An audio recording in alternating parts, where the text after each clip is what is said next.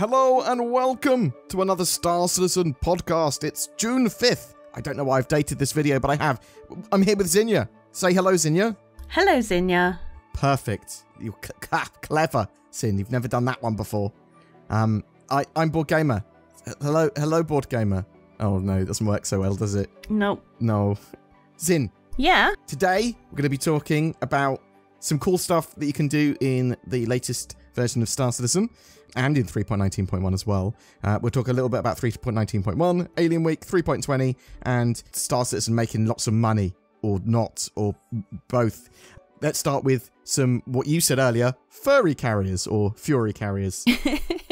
As the note says, actually, here. You can place 4 or so furies on the little fuel pod rails of the Starfarer, yeah? You can cool. wiggle them in. Yeah, sort of have them so they're pointing downwards and then dock them almost with that. So you sort of wiggle the wings in so that they are touching the fuel rail in between the two little rail bits. And then it just counts as being in the cargo grid or the physics grid of the Starfarer and travels around with it. So assume that's unintended. Yes. I don't believe CIG were aware that that was a thing that was going to happen. It's awesome that it does happen though, because it's not too hard to actually wiggle the Furies in there. You might need to do some clever camera angle trickery. What about collision? So, really, you want the Furies to actually collide when they're parking with the rail. So you literally just tap it at the end to sort of know that it's connected. At least that's what I would recommend. Okay. And then they don't wiggle. It's as if they're a cargo container that's been placed on the floor, on a flat surface. That's pretty cool. It is pretty cool, and that's what I'd love to see with, like, the Hull C, even. Like, I'd love to have just loads of cargo pods with Furies on. What about Hully? Hull, oh my god. There'd be potentially thousands. You could get a lot. I can't even work out the scale of how many Furies that would be on Hully, because it's so big. But yeah, I just think it was a cool little thing. You can literally launch them from it. You just go forward when you're in them. They fly off and they don't seem to collide with anything. If you've got multiples, you don't want to launch them all at the same time because you might collide then, obviously. But I just thought it was a cool little thing, and players seem to be having a lot of fun with it. If it's deemed by CIG as a bug, which hopefully it won't be, I hope they don't fix it. Just sort of leave it and eventually ratify it better in game is what I'd say. But, what if they decide that it's a good idea and go, actually, we've made it easier? Yeah, that would be great. Make it more part of the game, have it so that we can attach sort of magnetically. Actually, the Furies have magnetic bottoms and they can they more readily stick to things. Yeah, I mean, I think that would be genuinely a great idea. It's good fun. Hopefully this will be done in game better or more appropriately, or with actual pods or whatever, or yeah, more enforced in game in the future. Great. I don't want to see that go. But 3.19.1's in. So, this patch is on OpenPT at the moment, and should be going to live shortly. We haven't done much of it together at all. I've played some 3.19.1 for testing purposes, but we haven't got much in the way of any footage of 3.19.1 yet. It is just incredibly stable. It's a lot more stable than 3.18 and 3.19 are. That's I think everything's a lot more stable than 3.18. Yeah, it's incredibly stable is unfair to say, because I mean it's not as stable as a game that is polished and working. There's still lots of bugs, but there's just a huge amount of bug fixes in this patch. It is really ironed. Now, some players are going to have problems still, and the game is still an alpha, and it comes with lots of problems because of that, for sure. But it is probably the best, most gamified, fun experience I've had with Star Citizen yet, by some margin. Yeah, just a huge amount of long-running bug fixes in there. The game seems really, really stable there. Hopefully, that will translate to when they move it into the live build, because we're going to have 3.19.1 for a while. I mean, we might get another 3.19.x patch before 3.20 comes out at the end of September / at some point in October. So, yeah, I want people to play it. I want people to tell me what their experiences are of it when it comes out. 3.19.1 almost certainly this week. A couple of the things they've done with it as well, they've lowered the claim times again. So I'm not sure. I mean, you haven't had to claim anything like an 890 jump or anything, Sin. No. But they sort of scaled up, especially with the larger ships. But I suppose it's more annoying with the smaller ships even. But they scaled up the claim times and expedite costs of ships in 3.19, which was universally hated, I believe. At least it feels within my heart that it was universally hated. I can't imagine anybody'd be like, yeah, that's a really good idea. I like actual loss when I'm playing Star Citizen, so I don't mind waiting. No one wants to wait. No one likes waiting. So, yeah, that was a bad call from CIG, especially during an alpha game where lots of things can go wrong to make you lose your ships, and especially if you've only got a couple of ships where you have to wait a lot longer to claim them back. It's just really annoying. But they've lowered the claim times and expedite costs again, not to what they were originally, but a lot lower than they had been raised to. So it's a big step in the right direction. Really happy to see that. Zin, out of curiosity, do you think they should just reduce claim times a huge amount more so that any ship can be claimed pretty quickly? Or do you think, well, actually, no, the bigger the ship, the more expensive the ship, in the short term still should have a good sort of claim time to it? So I understand that because it's alpha, you know, you don't want to be, you kind of want to be testing the game essentially. So you don't want to be waiting around to get your ship back. But at the same time, they do still want to have a live game that is fair on people. Say you've just managed to blow up a big ship in your smaller ship, your little fighter or whatever, and then that guy comes back 5 minutes later, or not even 5 minutes later, with the same ship. Yeah. I suppose it takes away some of the achievement of it all. Yeah, but I mean, I can kind of see it from both points of view. I think there should be a bit more of a weight on larger ships. Yeah. But do you think there should be an ability to expedite them to 0? So you can literally go, I'll pay a load of money, Alpha UBC, bam, I can just get it immediately if I pay enough money.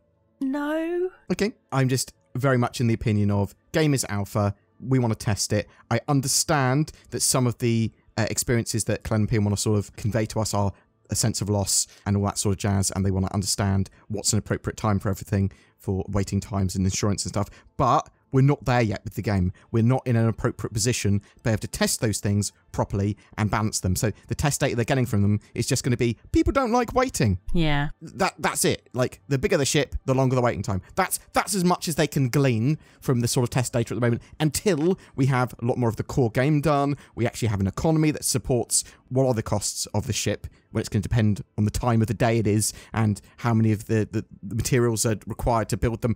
Are there problems going on in certain sort of sectors that prevent iron being brought in, so you can't actually have them manufactured? There's going to be a load of factors that are going to affect the costs and times and this sort of stuff with insurance. Yeah, I just don't see the useful information Cloud Imperium are getting from having claim timers there, especially high ones.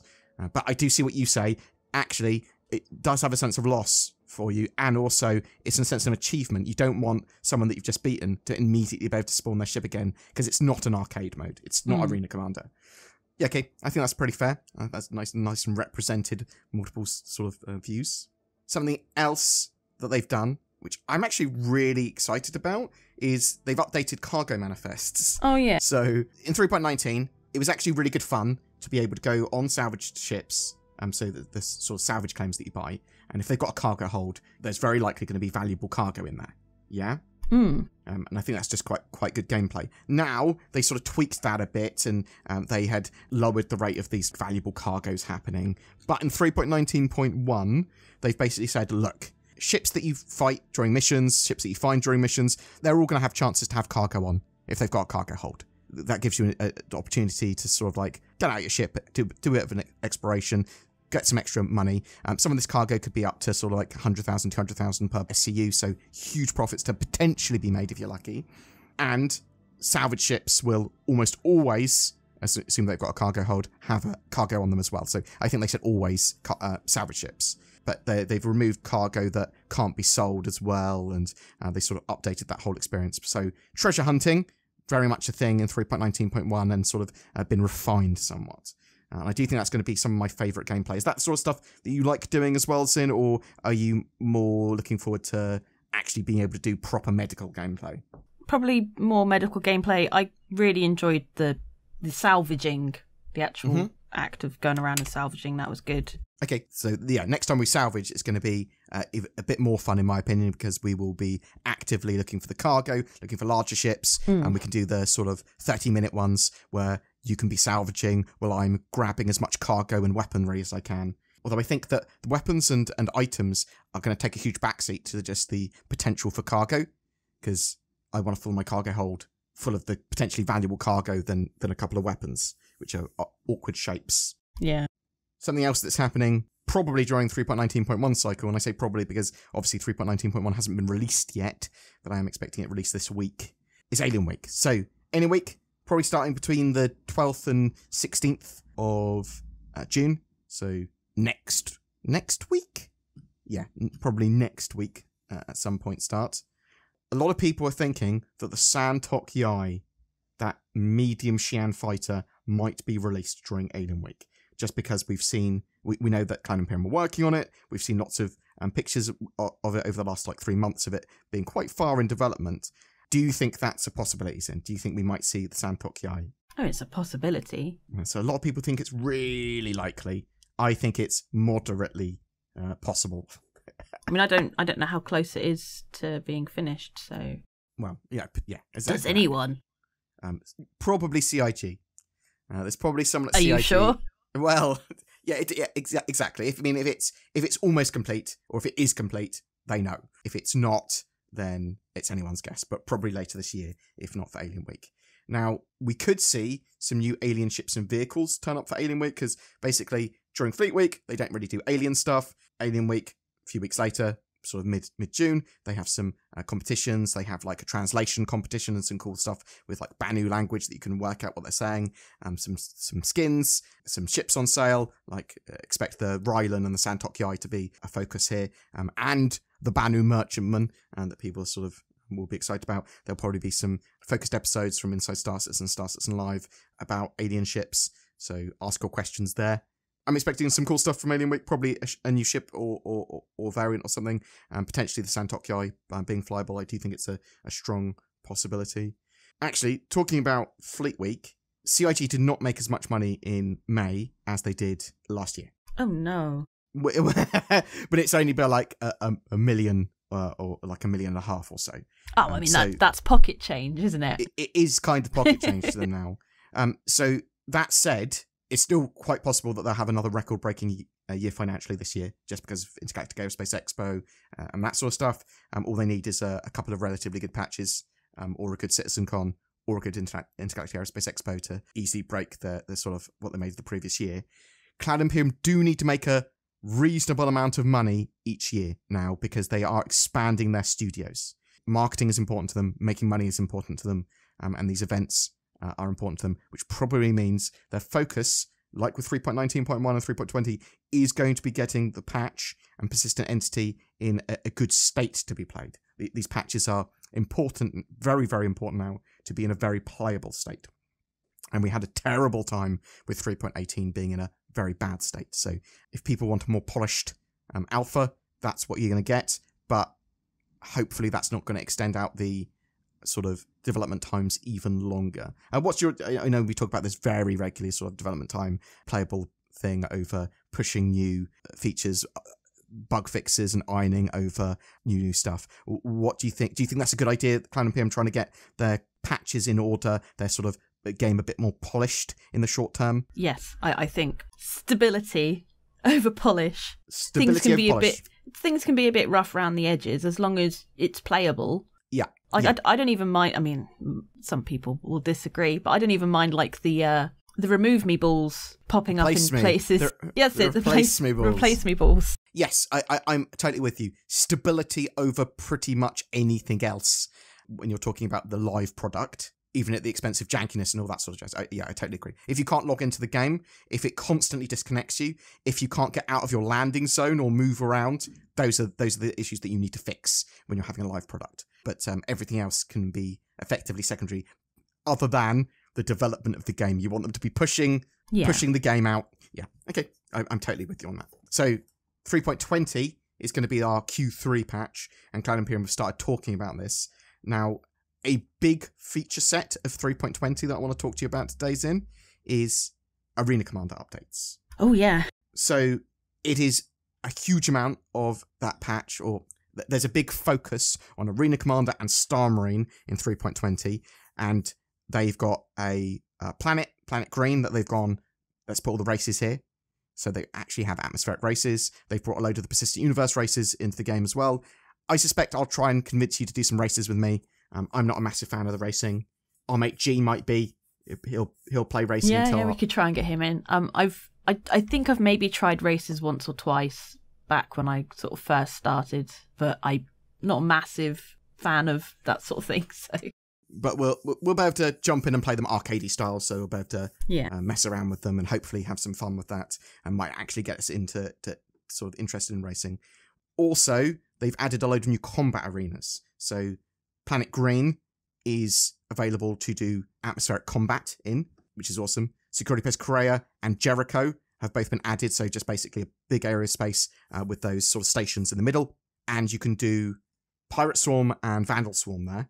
Pirate Swarm's been hugely updated at the end, so it's not just a hammerhead turns up, a fleet turns up. You've got multiple hammerheads, you've got an Idris, you've got a load of combat ships, and the UEE, they send you to F8 Lightnings to assist you, and you have to survive for a few minutes until the UE fleet turns up with a load of javelins and stuff. So really looking forward to that. We might play a game of Pirate Swarm before they move over to the new version, because that'll be the last time we can play it in 3.19.1. There is something here that is really big though, and that's multi-crew is now going to be a thing in Arena Commander. Oh yeah. So we can go, bam, let's all fly a Constellation together, let's fly a Hurricane together, whatever ship, we can drop it into Arena Commander, fly it multi-crew. You are sort of locked to the station that you spawn in, but that's going to make Arena Commander, Pirate Swarm, Vandal Swarm so much more fun. And even PvP. So PvP, multi-crew, that's just a cool concept. I think that's a massive quality of life improvement, like the ability to be able to do that. I've always wanted that to be a thing, and now it's a thing. Yeah, it seems so odd that they haven't put that in there before anything else. Before even having the Persistent Universe in game, having Arena Commander in a good state and then constantly updated would just have been a sensible thing to me. Cloud Imperium's priorities constantly shift. They don't waste much work, but you have things like Theatres of War and the Satter Ball, and like a lot of the Satter Ball stuff does seem to be wasted beyond they had sort of ideas for it. But Theatres of War, that's been absorbed into the stuff they're doing now, but also like Siege of Orison and a load of other missions. But yeah, their priorities seem to were very erratic. They do seem to be much better at setting a bit like being a bit more on course over the last couple of years at least. But I'm really hoping that Arena Commander is genuinely great here and people start to play it a lot and is just fun. And we do know there's a load of Star Marine updates as well. There's experimental modes. We know there's going to be Tonk Royale, so literally Tank Royale battles.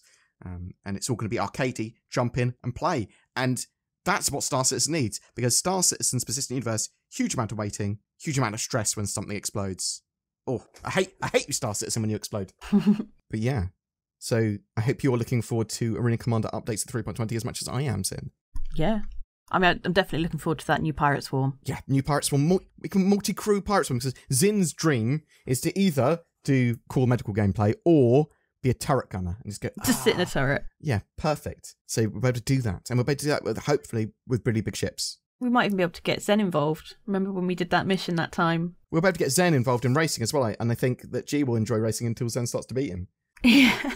But yes, so looking forward to all that. I genuinely think the Arena Commander stuff is going to be good for the game as well, because they can sort of test a load of the balance and that sort of stuff. There is something else as well, Zen. Ooh. Something that was blurred out in the last Inside Star Citizen about Arena Commander appears that they might be testing master modes for 3.20. Oh, okay. Which would probably be them testing the SCM versus NAV mode. So I just think it's an interesting thing, because it's good to see that they're ploughing along with that, because when that's done and when we've got the resource management system done and sort of physical damage and physical components done, that's the core of the game done. That's the core of the game, and then obviously networking stuff and things like that and server meshing, but that's the core of the sort of ship combat and flight mechanics, which are essential for a ship combat and flight game. So hope you're excited. Punch my table in excitement and hype. And yeah, that's all we got to talk about today. I'd love to know your sort of experiences with 3.19.1. Are you excited for that patch for Alien Week? Do you think the Santok Yai is going to be released?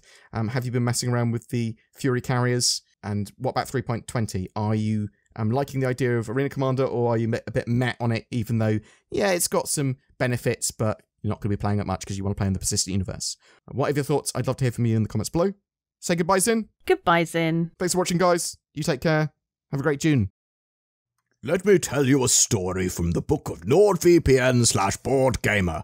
There were 3 little pigs who all needed internet access. One used a VPN made of straw, one used a VPN made of wood, and one used NordVPN, which is basically bricks in this analogy. Along came an elite hacker wolf and smashed up the houses of the first 2 piggly wigglies, but was unable to breach the NordVPN house, which is just much better than straw or wood for protecting you from internet things like wolves and hackers. The moral of this story is get nordvpn.com/boredgamer or click the links below for powerful discounts that might make your friends think you are an internet wizard or something. Also, that wolf went to prison for 10 years on an unrelated crime. Maybe it was like not liking or subscribing or something? Every month we have a ship giveaway for June 2023. That's going to be for an RSI Constellation Andromeda. This hybrid cargo gunship is perfect for small crews of up to 4. It comes with a P-52 Merlin snub fighter as well, along with lifetime insurance and game access. All you need to start playing Star Citizen. And all you have to do to be in for a chance of winning that is comment on any of my videos made during the month. More details in the video description below. If you would like to further support the channel, please consider pressing the join button under my videos for exclusive membership to the channel, or become a Patreon. I've already got a load of lovely people that do that, and it really goes a long way in allowing us to make daily content. Thank you so much to my channel members and Patreons, but thank you so much for just liking, subscribing, commenting, and watching my videos. Thanks so much for watching, and I'll see you in the verse.